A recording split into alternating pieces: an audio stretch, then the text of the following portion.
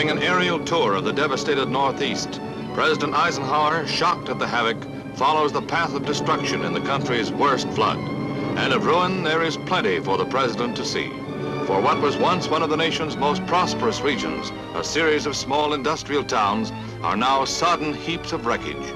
These were once thriving manufacturing communities whose products were the handiwork of Yankee craftsmen. Now their remains stand under the watchful eyes of National Guardsmen on the lookout for prowlers and looters. For the government and all relief agencies have taken over, and an attempt is made to assess the damage toll that already has reached into the billions.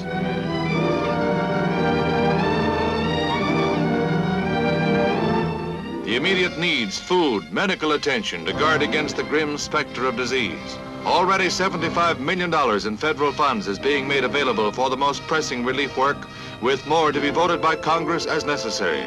The president has urgently asked all Americans to aid their stricken fellow citizens. Meanwhile, with characteristic courage, the digging out begins for the long pull back. Mountains of debris must be removed and communications restored, but come back it will, for this is one of the cradles of America's greatness.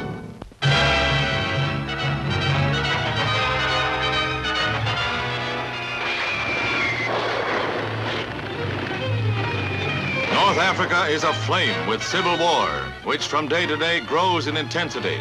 The tide of battle shifts from Algeria to Morocco almost hourly. As completely aroused nationalist natives take on the full military might of France. Hit-and-run raids leave villages in flames, often with most of their inhabitants massacred.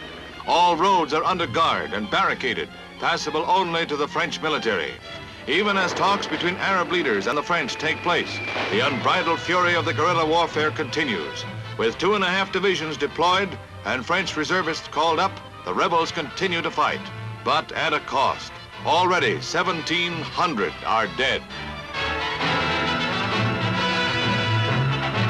Not even hospitals are spared in the savage struggle. As for the non-combatants, they, as always, are the pawns in a rebellion whose seeds are sown deeply.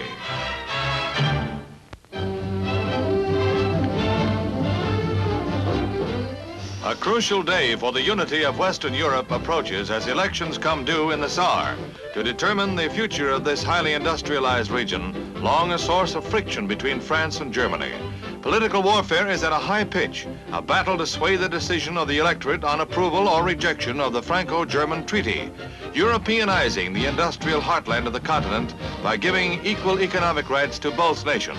Saar Premier Joseph Hoffman, a pro-French leader, has had many rallies broken up by violence, organized, he charges, by German political factions. The treaty rousing these partisan passions was the price of French consent to a general German peace treaty and admission to NATO. Its rejection by the voters of the Saar will shake the unity of NATO to its very core and cast the future of the Western Alliance itself into doubt. As a byproduct of the Northeast floods, 24 passengers narrowly escaped death in the swollen Concord River as a Boston to Montreal train crashes into a tank car which had become detached from a freight train.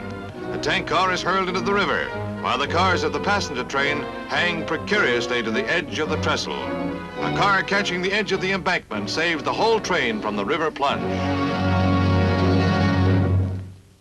Meet the Thing, as the Marines call their newest tank destroyer, a radical vehicle to carry out radical battlefield tactics.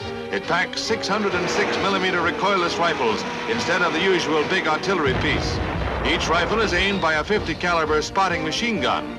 The Thing is designed to move in a 40-mile-an-hour speed limit, hit and run. The Defense Department films show its firepower. Bad news for tanks.